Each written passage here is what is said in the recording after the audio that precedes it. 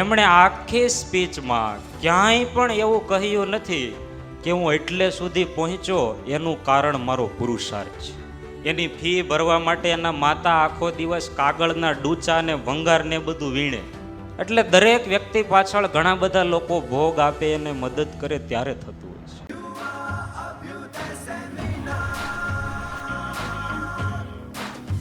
આપણા જીવનમાં પણ ઘણા બધા વ્યક્તિઓની જરૂર પડતી હોય છે ત્યારે આપણે સફળ બની શકતા હોઈએ છીએ. કોઈ એમ કહેતા હોય હું એકલો કરી લઈશ, તો એ તો ભગવાનથી નહોતું થયું.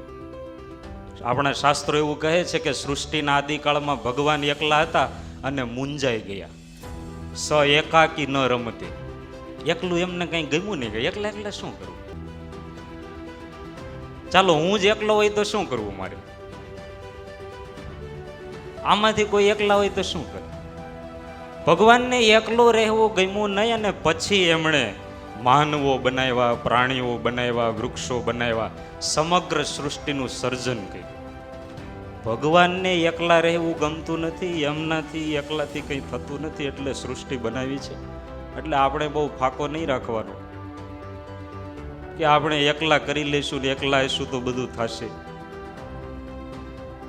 God of cricket Sachin Tendulkar, Mumbai તો એમનું હોમ ગ્રાઉન્ડ કહેવાય, એટલે તમે બધા ઓળખતા જ હશો.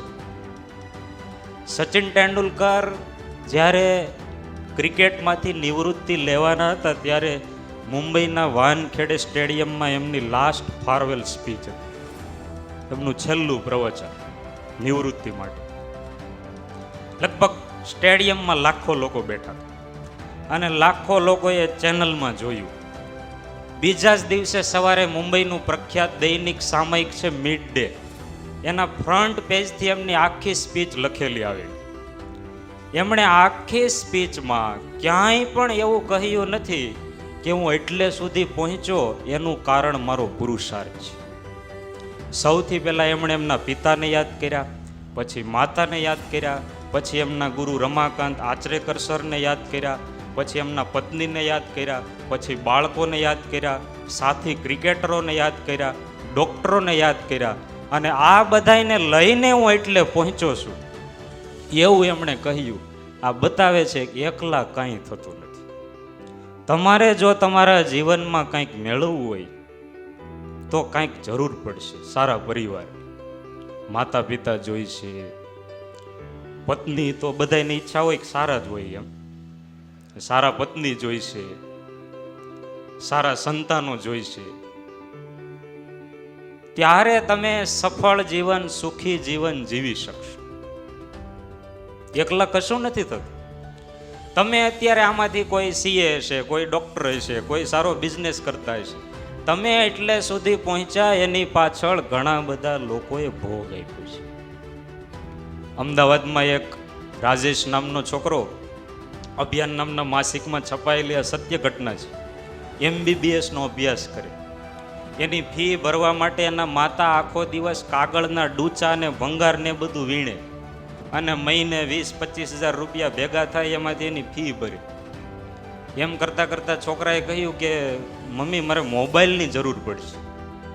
તો રાજેશને પોતાના દીકરાને મોબાઈલ લઈ દેવા માટે એમના માતા મંજુલાબેને દિવસે તો આ બધો ભંગાર વીણે મહેનત કરે, રાત્રે જાગી અને હાર ગૂંથવાનું કાર્ય શરૂ કર્યું. એમાંથી જે કાંઈ પૈસા ભેગા થયા, મહિને જે કાંઈ પૈસા આવ્યા, એમાંથી પોતાના દીકરાને મોબાઈલ લઈ દીધો. અમુક વર્ષ પછી એ રાજેશ ખૂબ મોટો ડૉક્ટર થયો. હવે તો ડૉક્ટર રાજેશ તરીકે અમદાવાદમાં નામ, ઘણા બધા સફળ ઓપરેશન કર્યા અને પોતાની કારકિર્દીને 10 વર્ષ થયા એટલે એક સંસ્થા દ્વારા એમનો સન્માન સમારોહ રાખવામાં આવ્યો કે તમે એટલા સારા ડૉક્ટર છો અને એટલે સુધી પહોંચ્યા છો તો અમારે તમારું સન્માન કરવું છે. ત્યારે ડૉક્ટર રાજેશ એ સન્માન સમારોહમાં એના વૃદ્ધ માતા મંજુલાબેનનો હાથ પકડીને સ્ટેજ ઉપર આવ્યા અને બધાને કહ્યું તમારે સન્માન કરવું હોય તો મારી માતાનું કરવું, કારણ કે હું જે કાંઈ છું એનું કારણ મારી માતા છે. આજે તમે મારું સન્માન કરો છો એનું કારણ મારી માતા છે. આ યાદ રાખવું. કઠણ હોય છે. એટલે એકલા કશું નથી થતું. તમે એટલે સુધી પહોંચ્યા છો અત્યારે, તમારી પાસે જે કાંઈ છે એનું કારણ તમારા માતા પિતા, તમારા વડીલો એને લઈને છે. એકલા કશું થતું નથી. આ આપણને ભોજન શીખવે છે. ભોજન બનાવવું હોય તો ઘણી બધી વસ્તુની જરૂર પડે. એવી જ રીતે જો સફળ થવું હોય તો સારા પરિવારની, સારા માતા પિતા, પરિવારના સારા સભ્યો એની જરૂર પડશે. તમે લિયોનાર્દો દ વિન્ચીનું નામ સાંભળ્યું છે? સાંભળ્યું છે? લિયોનાર્દો દ વિન્ચી વખતે જ એક ખૂબ મોટા રોમન સામ્રાજ્યમાં ચિત્રકાર થઈ ગયા, આલ્બ્રેક્ટ ડ્યુરર. એક ચિત્ર બનાવે એના આધારે આખો માનવ જાતિનો ઇતિહાસ દર્શાવે. આવા પ્રખ્યાત ચિત્રકાર હતા. એમનો મૂળ ધંધો હતો લુહારી કામનો. પરિવારમાં ટોટલ 18 સભ્યો હતા. એમાં મોટા 2 દીકરા આલ્બર્ટ અને આલ્બ્રેક્ટ. આ બંનેને ચિત્રકામ શીખવાનો શોખ, કે આપણે ચિત્રકળામાં આગળ વધવું છે. પણ એના પિતાએ કહ્યું કે જો આપણી પાસે એટલી જ આવક છે કે તમારા 2માંથી એક ભણી શકે, તમે બંને ભણો તો અહીંયા મને મદદ કોણ કરે લુહારી કામ, અને ઘરમાં બીજા 8, 10, 12 નાના બાળકો, એ બધાનું ભરણ પોષણ કરવા.